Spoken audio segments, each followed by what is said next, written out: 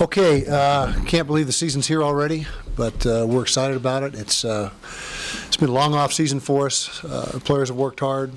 Kind of a quiet off season in a lot of ways. Guys took care of their business and didn't have anything that was negative from a player standpoint. I thought we handled ourselves pretty well. The biggest thing, obviously, in the offseason was Dennis Erickson's hire as the co-offensive coordinator, and we're excited about that. And I'm excited to see what the offense does on Thursday night. So that's really the biggest thing that I'm anticipating. Utah State, very good opponent. Well, they won 11 games last year. Quality football team. Got most everybody back. New coaching, new head coach. A lot of the same assistant staff has returned, but we expect that they're going to be every bit as good as last year, and we have a big challenge ahead of us. So, questions? Coach, looking ahead to Thursday, what are some of the biggest keys for your team defensively against Utah State? Defensively, I think we need to do a lot of the same things we did last year. They had one touchdown through 3.5 quarters. Offensively, we had the block punt early, which was something that was a huge part of the game and really changed the game. But defensively, I thought we played well for the most part. A little bit soft in the run at times, but we've got to tackle well and keep the quarterback in the cage and contained in the throw game and not let him get out and. He's very good at extending the play, and when he gets out and improvises, he usually does something really good. So we got to try to prevent that from happening. But overall, I thought we played pretty good on defense last year, as a whole.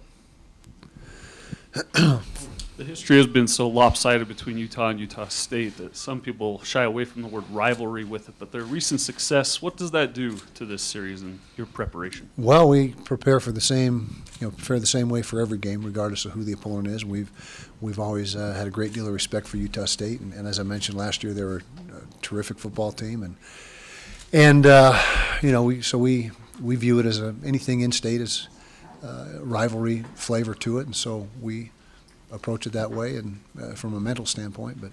But like I said, they are coming off an exceptional year, and we're going to have to bring our A game in order to have a chance to win.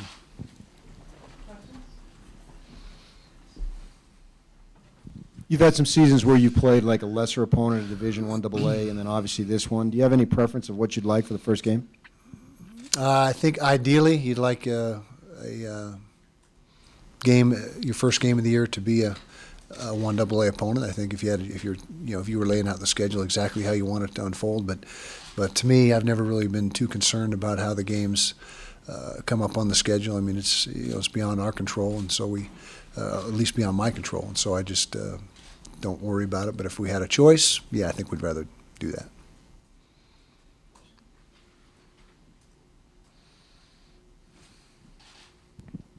Had some inconsistencies over the years with quarterback. What do you have to say about this year's quarterback group and how you expect it to be? Well, to say we've had inconsistencies is an understatement. The last 4 years has been not anything near what we need it to be quarterback-wise, from a consistency, from a production, from a continuity standpoint, all the above. And so we're hoping this year that we put an end to that. We've got a much improved offensive line. At least we feel it's much improved. We'll have to find that out for sure on Thursday night. But with Travis Wilson being our quarterback, he's a much bigger, stronger guy than the quarterbacks in years past, 6'6" and 240-plus pounds. And so we're hoping that this is the year, for the first time in many years, 4 years, I guess, that we're able to finish the season with the same quarterback that we start the season with. So we'll see if we can get that done. USU, this week's opponent, is returning a new coaching staff with Gary Anderson departing to Wisconsin. How does that change the dynamic at Utah State? They have a new defensive coordinator and new position coaches as well. Yeah, well, it changes things a little bit, and like I said, there is a few of the assistants that stayed behind and are still on that staff, and Coach Wells, I think, and all I can do is liken it to when I took over for Urban.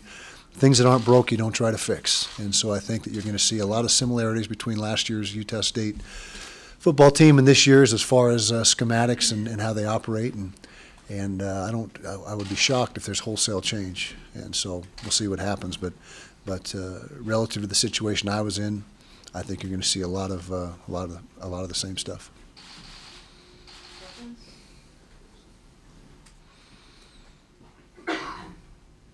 When the Utes take the field on Thursday, what's the single biggest difference we're going to see between this year's team and last year's team? Hopefully production on offense. That was I think we were 2 for 17 on third down against the Aggies last year, and I don't know if you're ever going to win a football game going 2 for 17 on third down. I mean, that's atrocious. And so we hope to be much different offensively, much more productive, much more explosive than we were last year.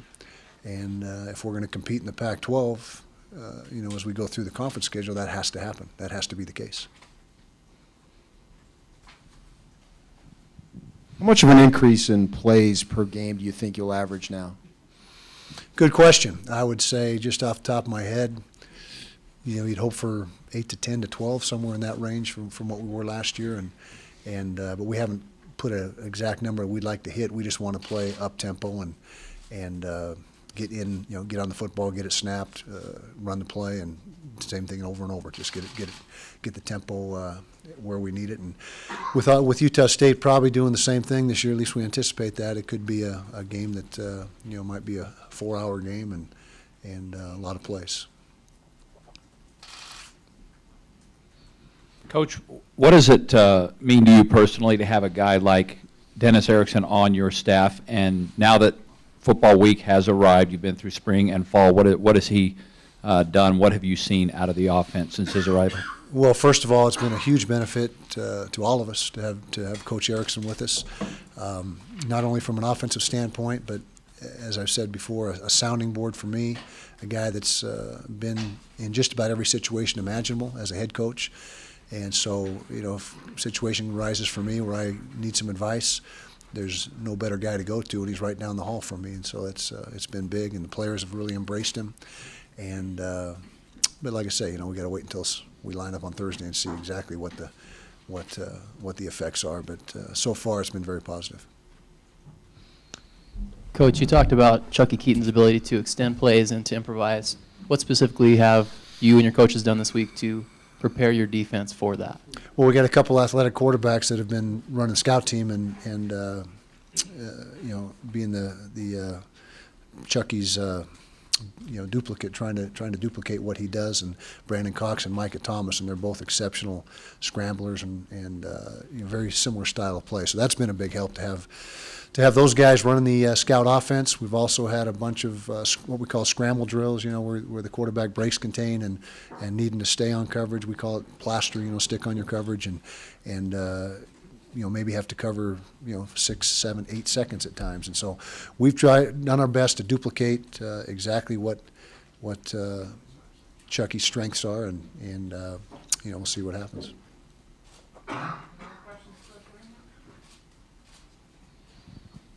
I don't know if you talked about it much during fall camp, but it seemed like Phillips was really good. Do you expect that Andy Phillips, your kicker? Andy Phillips, You yeah. expect that to continue, obviously? We hope so, and everything we've seen through fall camp has been exactly that. He's been lights out and really has separated himself completely from the rest of the specialists. And we're hoping that when the lights are bright and he's out there, that he does the same thing in the game that he's been doing in practice, because he's been exceptional for us. That'll be a big plus if we can get him to kick the same way in the game that he's been kicking for us in practice. What's your plan for utilizing that stud linebacker spot with Blecken and Trevor Riley in that rotation? Yeah, well, those guys, Trevor mainly is a guy that can play both down on the defensive line and at linebacker. He'll be playing both this week. You'll see him moving around.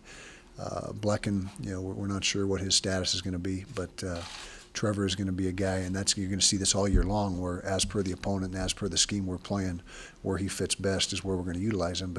But he's a guy that is, we feel he's a big impact player on defense for us, and we expect him to make a bunch of plays, and we're going to try to put him in position to do so. Coach, you mentioned how you thought about the loss to the Aggies a lot since you lost to them. Yeah. Do you think that affected how the team played the rest of the year? I think in a way it may have set the tone for a lot of things, and that's something about this profession. You got to be able to bounce back, and there's going to be disappointing losses, and you got to move forward. And so you'd like to think that we were able to put it behind us, but I think it lingered for a while without a doubt. And me personally, I didn't handle it the best, and I'll put that squarely on my shoulders. And I was not resilient enough, when you talk about that game.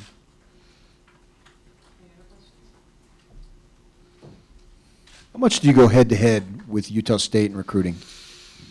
Not often, not very often. In-state is about really the only time that it occurs. I can't recall.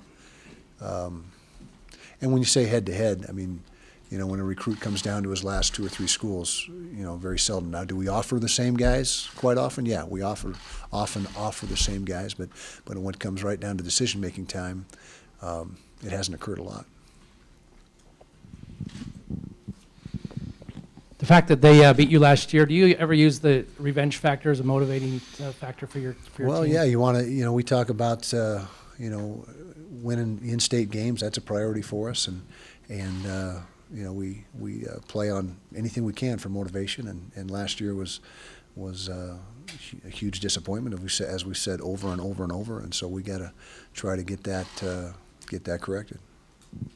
Kyle, you opened with 3 straight home games, 5 of 6 at home. Can you talk about reestablishing the way things earlier in your career, the way things were going here at home, as far as the 21-game winning streak? Last couple of years have been a little. Yeah, up we and down. want to make Rice Eccles a place that is very tough for our opponents to come in and play, and the home field advantage is something that, as you mentioned, in years past has been very good to us. We've had sold-out stadiums, the muss, all the things that are involved with that.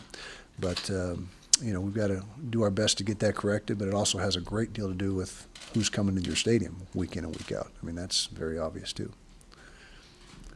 Coach, overall, happy with how the team came out of camp, satisfied with what you saw, improvement and that kind of thing? I didn't get the first part of Were you overall happy with how the team came out of camp? Yeah, very much so. And I think the leadership has been excellent. And the players have taken taken ownership of the football team, which is what you want to see happen. And this team genuinely cares about each other. Great chemistry on this football team, and that's a credit to the players, because that's something that comes from within. Kind of your ongoing defensive storyline through fall camp was your secondary. Mm-hmm. Now the camp's done. Now that you've got the opener.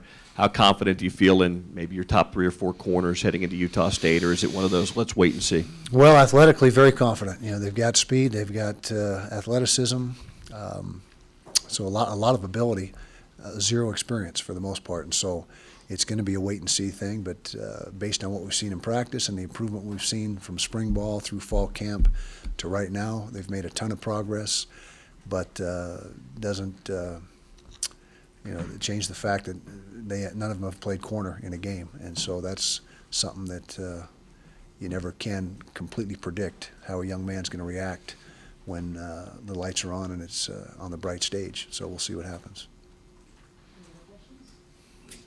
Coach, you may have touched on this earlier, but when people think of rivalries, they think Utah, BYU. This is older, though. What does this rivalry mean to you and to this university, and how special is it to kick off the season with this? Well, it's important for in-state. I mentioned we don't go head-to-head a lot of the time in recruiting, but still, you want to take care of things in your own backyard. I mean, that's important, and Utah State's obviously in our backyard, so it's always going to be an important game as long as they're on the schedule. And then have you had trouble defensing a quarterback like Chucky Keaton before, who's mobile, can do kind of a dual threat guy, and are you better equipped this year to handle it? Well, it's always a problem, and that's a defensive coordinator's, one of his worst nightmares is a dual threat quarterback, and that's why not everybody, but most people in the country are going to that, and it presents, problems that, your old traditional pocket passer or just a guy that is just a runner, a guy that can do both is the ultimate weapon. And so hopefully we're equipped to deal with that this year. Like I said, we dealt with it pretty good last year. We played pretty good defense against them, but anytime you have a guy that can hurt you both ways, and then you add the spread element and then the option element, the option game, it all makes it very difficult to defend. And that's why people are doing so much of it. Anything else for Coach Whittingham? Okay, thanks a lot. Thanks, guys.